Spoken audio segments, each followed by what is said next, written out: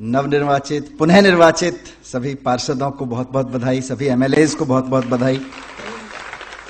हमारे आम आदमी पार्टी के प्रदेश अध्यक्ष गोपाल जी को और राष्ट्रीय संयोजक अरविंद केजरीवाल जी को भी बहुत बहुत बधाई इस ऐतिहासिक जीत के लिए। ये बहुत दिल्ली के लिए बहुत ऐतिहासिक है, हम सबके लिए, पार्टी के लिए तो ऐतिहासिक है ही है, पर दिल्ली के लिए भी बहुत ऐतिहासिक है। पिछले 2-3 दिन में मैं एमसीडी के बहुत सारे ऑफिसर्स से मिला, सीनियर लेवल के, मिडिल जूनियर लेवल के, और वो इस बात को बहुत बेसब्री से इंतजार कर रहे हैं कि जो गोपाल जी ने जिक्र किया कि पहली बार एमसीडी में वो सरकार आई है जो दिल्ली सरकार के साथ मिलकर काम करने वाली है। खुद फैक्चुअली देखें तो पार्टी की सरकारें तो थोड़ी बहुत मैचिंग में रही हैं, अमूमन मिसमैच में रहा है एमसीडी, पर मैचिंग में भी रही है। मेरे ख्याल से आप लोग जो पुराने लोग हैं जानते हैं कि 2002 से 2007 तक कांग्रेस रही दोनों जगह। लेकिन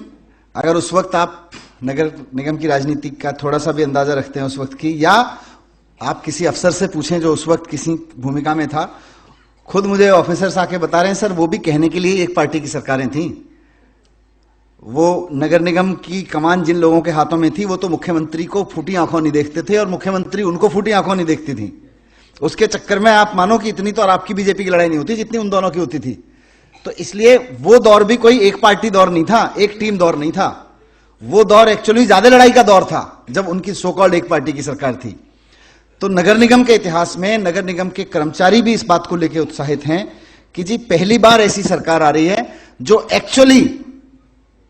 अरविंद केजरीवाल जी के नेतृत्व में जैसे दिल्ली सरकार चल रही है वैसे ही उसी कमिटमेंट के साथ में अब एमसीडी की सरकार चलने वाली है। तो इसके लिए आपको बहुत बहुत बधाई कि आप ऐसे सदन में पहुंचे हैं जहां बहुत गोल्डन पीरियड ये होने वाला है नगर निगम के लिए। बस उसके लिए थोड़ा सा हमें सतर्क और थोड़ी सी मेहनत, दोनों चीजें करनी पड़ेंगी।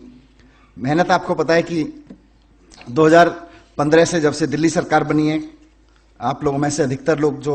उस समय से 2012-13 से भी कार्यकर्ता के रूप में काम करते रहे हैं, बहुत सारे लोग जो नवनिर्वाचित होकर आए हैं 15 से करते रहे हैं, उसके बाद भी जिन्होंने ज्वाइन किया वो भी करते रहे हैं। लेकिन अब और मेहनत करने की जरूरत है और बहुत मेहनत करने की जरूरत पड़ेगी, क्योंकि इससे ऑफ कोर्स जो हमारे नगर निगम के प्रोमिसेस हैं, हमें कूड़ा साफ करना है गलियों से, हमें एमसीडी के जो टूटी फूटी रोड्स हैं वो ठीक करानी है अपने अपने इलाकों में और पूरी दिल्ली में, हमें कूड़े के पहाड़ खत्म करने हैं, ये हमारे प्रोमिसेस हैं जो हमें करने ही करने, डू एंड डाई है हमारे लिए कि भाई अब कुछ भी हो जाए हमें गलियों से जो स्ट्रे एनिमल्स की समस्या है उसको दूर करना है, हमें प्राइमरी हेल्थ सेंटर्स की सिस्टम ठीक करके मोहल्ला क्लिनिक जैसे मोहल्ला क्लिनिक की तरह फंक्शनल बनाने हैं। लेकिन सबसे बड़ी चीज इन सबको करते हुए इज्जत कमानी है। 4 गलियां साफ कर दी और लोग ये कहने लगे यार बड़ा बेईमान है भाई ये तो केजरीवाल जी का, गलती कर दी केजरीवाल जी ने इसको टिकट देके, ये तो केजरीवाल जी के हिसाब से दूर दूर तक नहीं चलती है चलता। या और भी जो सौरभ ने कई चीजों का जिक्र किया। मतलब मेरा ये कहना है कि एक गली थोड़ी सी 4 कूड़े के पॉलिथीन उसमें पड़े रह जाएं एक बार को चलेगा, लेकिन इज्जत कमाने में कमी रह गई तो दिक्कत है। किस लिए मेहनत की थी, किस लिए टिकट मांगा था, किस लिए चुनाव लड़े थे, किस लिए डोर टू डोर गए थे, किस लिए सभाएं की थी। मतलब ये ड्रीम तो है ही जितने हमने काम प्रॉमिस किए हैं, बट अगर व्यक्तिगत रूप से देखें तो सारी तो लड़ाई इज्जत कमाने की थी ना। अगर 4 लोग पीछे से गाली देने लगे तो कहीं की इज्जत कमाई, 4 लोग मुंह पे आके कह गए कि जी आप देख लो काम नहीं हुए तो कहीं की इज्जत कमाई। तो मेरा रिक्वेस्ट ये है कि अपने हर दिन को इस चीज पे जरूर हम लोग तोलते रहें कि इज्जत कमाई कि नहीं कमाई। और यकीन मानिए अगर यहां बैठे हुए 134 लोग और हमारे